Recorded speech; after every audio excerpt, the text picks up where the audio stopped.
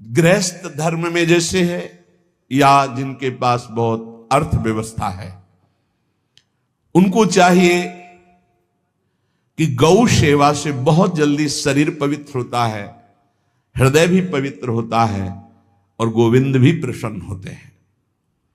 यदि गावः प्रदक्षिणीर कार्या वंदनीया ही नित्यशः मंगलायतनम दिव्याः श्रेष्ठास्त्वेता स्वयंभुवा। यदि गाय घर में पाली जाए या गौशाला खोली जाए और गौओं की सेवा की जाए, जिनके पास अर्थ है, भाव है, भगवान स्वयं श्री कृष्णचंद्र जी ने गौ सेवा स्वीकार की, गौवें चराई।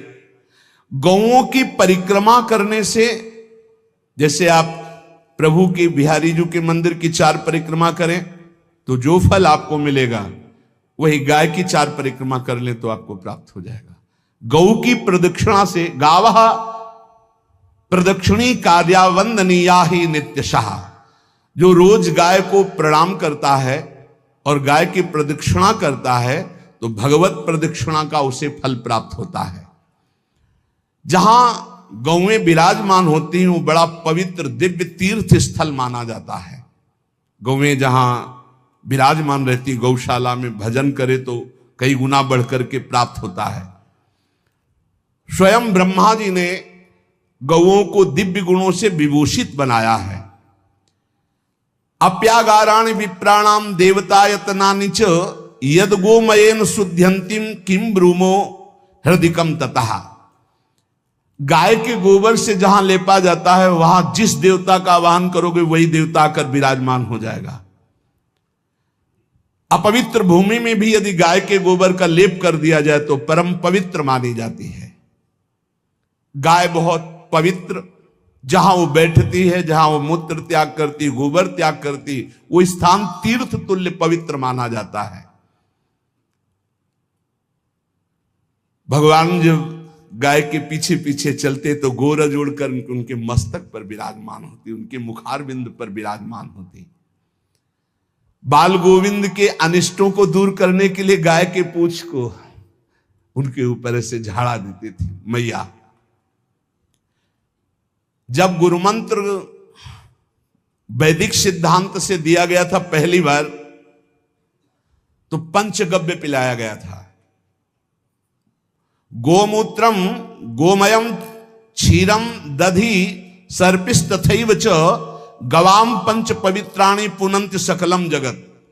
कितना भी बड़ा पापी हो, अगर पंचगव्य पिलाया जाए तो वो वैदिक मंत्रों को स्वीकार करने लायक हो जाता है, पवित्र हो जाता है। पंचगव्य में 5 चीजें गाय की होती है। गाय का मूत्र, गाय का गोबर, गाय का दूध, गाय का दही और गाय का घी, ये 5 मिलाकर पंचगव्य पिलाया गया था। पहली बार जब वैदिक मंत्र दिया गया था तो पंचगव्य बनवाया था गुरुदेव भगवान ने संन्यास, और वो पिलाया था। ये पंचगव्य पिलाने से अपवित्रता का नाश होकर पवित्रता का संचार होता है। इसलिए धन्य है उनका जीवन जो गौ सेवा परायण है भगवत भाव से। गाय में साक्षात भगवान का भाव रखकर गौ सेवा करते हैं। त्रिषिता गौर गृहे बद्धा गेहे कन्या रजस्वला देवशास्त्र सन्निर्माल्य हंति पुण्यम पुराकृतम।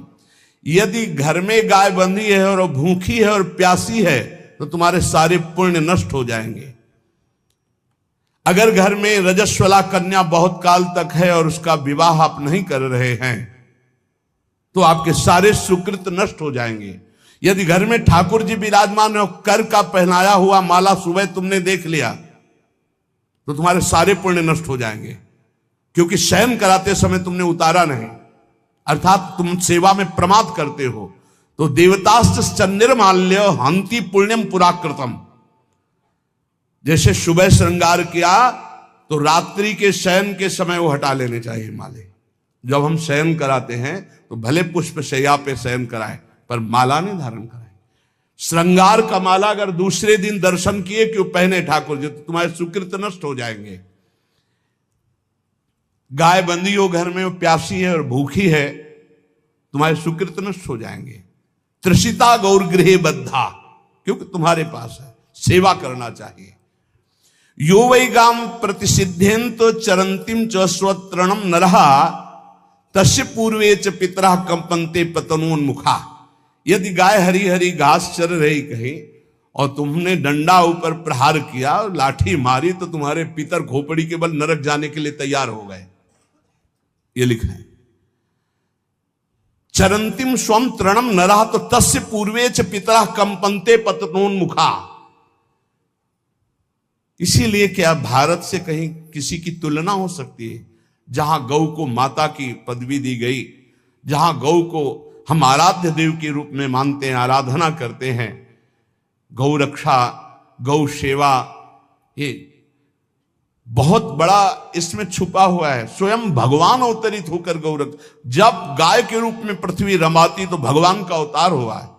बड़ा विचित्र समय आता चला जा रहा है कि अब आधुनिक यंत्रों की ऐसी सेवाएं हो गई बड़ी बड़ी कि अब ना बैल की जरूरत है, और ऐसे दूध की महंगाई बन गई कि अब देसी गाय 2 लीटर 3 लीटर 4 लीटर, और ऐसी इसी की 20-20 25-25 लीटर दे तो कौन देसी गाय को। तो गौओं का सेवा का भावना शास्त्र आज्ञा करता है कि जो प्रतिदिन अग्रग्रासे परोभावा कर्तव्यो भक्ति तोन्वहम अकृत्वा स्वयं आहारम कुर्वम नापनोति दुर्गतिम। जे ही तुम्हारे गृहस्थ में घरों में पहले होता था, अब तो भगवान जाने, जे ही पहली रोटी तवा में गई तो वो निकाल करके पक्की रखी जाती थी गौग्रास के लिए, पहला रसोई में। तो इसमें लिखा प्रतिदिन स्वभोजनम, पहले स्वयं भोजन न करके गाय के लिए ग्रास निकालना चाहिए। तो जिनके पास अर्थव्यवस्था जो गृहस्थ धर्म में है या जिनके पास अर्थ है, कुछ रोज 1 रुपया निकालो। हम कह रहे रोज निकालो तो महीने में 30 रुपया होते, 30 रुपया में एक गाय को हरी घास तो एक टाइम पवा ही सकते हो ना, बहुत नहीं है तो 1-1 रुपया निकाल के अगर एक गाय को चारा दोगे तो एक बार का भोजन तो हो ही सकता है। 30 रुपया में हरी घास जाकर के उसके दावा एक बार तो पवा दोगे ना। अग्रग्रासे परोभावा कर्तव्य भक्ति तोन, हम भक्ति पूर्वक गाय को 1 ग्रास भोजन में 1 रोटी तो निकालना चाहिए गाय के लिए, ऐसा शास्त्र आज्ञा कहता है। जो ऐसा करता है तो अकृत्वा स्वयमाहारम कुर्वन् नाप्नोति दुर्गतिम, अपने आहार से 1 रोटी निकालकर गाय को देता है और स्वयं 3 रोटी भले पाले 1 रोटी गाय को दे दी तो बोले उसकी दुर्गति नहीं होगी, अर्थात उसके अंदर भाव बढ़ता चला जाएगा वो भगवान की भक्ति में। और तेनाग्नयो हुता सम्यक पितरश्चापि तर्पिताः देवास्त पूजितास्तेन यो ददाति गवान्हिकम।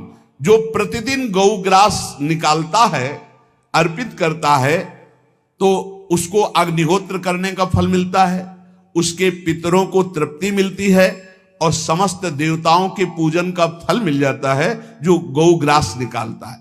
यो वै ताड्यते यष्ट्याधेनुम मर्त्यो विमूढ़धि। जो मूर्ख मनुष्य, जैसे अब गाय दूध नहीं दे रही, मार डंडे डंडे मार रहे हैं, इंजेक्शन लगा रहे हैं, ऐसे वैसे कर रहे हैं, उसको ताड़ना दे रहे हैं, तो बोले जो मूढ़ बुद्धि मूर्ख मनुष्य, यो वै ताड्यते यष्ट्याधेनुम मर्त्यो विमूढ़धि, वो गाय को लाठी से मारता है, डंडे से मारता है, हाथों से मारता है, तो धर्मराजस्य नगरेशा याति करवर्जिताहा। धर्मराज जी पहले अपने नरक में ले जा करके उसके कहते थोड़े थोड़े तिल तिल करके पहले इसके हाथ काटो, मरना है नहीं वहां, अब आराम आराम से थोड़े थोड़े पहले हाथ वर्जिताहा, इन्हीं हाथों से गाय को मारा था ना, तो ऐसे जो थोड़ा थोड़ा काटा जाता है उसके हाथ, कर वर्जिता हा, उसके दोनों हाथ काट करके थोड़े थोड़े। यो वै दंसान वार्यति तस्य पूर्वे कृतार्थ काहा नृत्यंत सवादिस्मास्तरिष्यति भाग्यवान। जो गौ के शरीर को स्नान कराता है, गौ के शरीर को कीट आदि से मच्छर आदि से रक्षा करता है और खूब अच्छा अच्छा पदार्थ गौ को, केवल दूध के लोभ से नहीं, ये हम गौ सेवा की बात कर रहे हैं ये कि नहीं वहां 10 लीटर दूध देती तो हाथ फेरो, जब दूध नहीं देती है तो चारा भी ठीक से नहीं दे रहे, और उसके ये स्वार्थी हो, गौ सेवा का बात नहीं। वो दूध का लोभी केवल व्यापार की बात करता है। गौ सेवा का तात्पर्य है गौ सेवा केवल, खूब बछड़े को पिला दिया प्रसाद रूप से, जो दूध मिला उसका अपने सेवन की, वो बात तो अलग है। अब बछड़े को तो जरा सा केवल पिन्हाने के लिए कर दिया और खूब सारा दूध लीटर में नाप करके जा रहा है, और उस समय तक तो खवाओ पियाओगे ही खूब अच्छे से। इसके बाद जब दूध देना बंद किया तो उसका आदर सत्कार खत्म, खोल के बाहर ऐसे वो प्लास्टिक खाते घूम रही है, तो ये गौ सेवा नहीं मानी जाएगी, वो स्वार्थ पूर्ति मानी जाएगी। जो सदैव गौ सेवा करता है, उसके डांस मच्छर हटाता है, स्नान कराता है, पीठ में हाथ फेरता है, उसके पूर्वज जो पितर होते हैं वो नाच पड़ते हैं, उनका मंगल होना शुरू हो जाता है कि हमारे वंश में गौ सेवक पैदा हुआ, बड़ा भाग्यवान है, और वो गौ के द्वारा हमें तार देगा, ऐसा भाव। गौ सेवा हमारे सनातन धर्म में बहुत बड़ा स्थान गौ सेवा का है। पर एक बात ध्यान रखें, इन सब सेवा का फल है भगवान के चिंतन में निरंतर वृत्ति डूब जाए। हमारी एक एक वृत्ति, एक एक क्षण भगवान के चिंतन में डूब जाए।